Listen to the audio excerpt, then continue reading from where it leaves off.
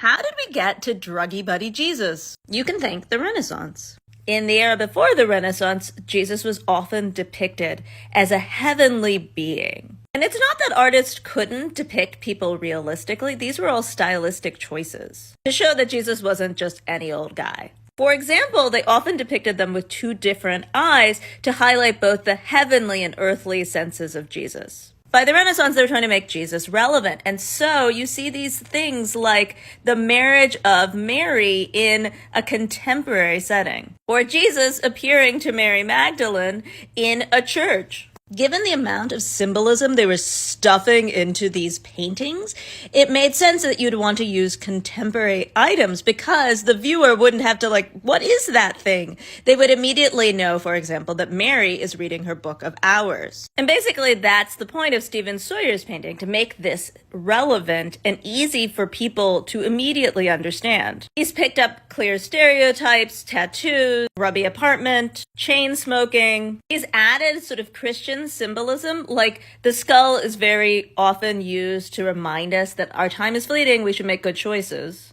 The hand is probably a reference to Jesus was here. The cards could be a reference to the Roman soldiers who bet when Jesus was being crucified. Either way, because this is in a contemporary setting, we can focus on all the crazy symbolism in here, which is basically the same point of Renaissance Christian art.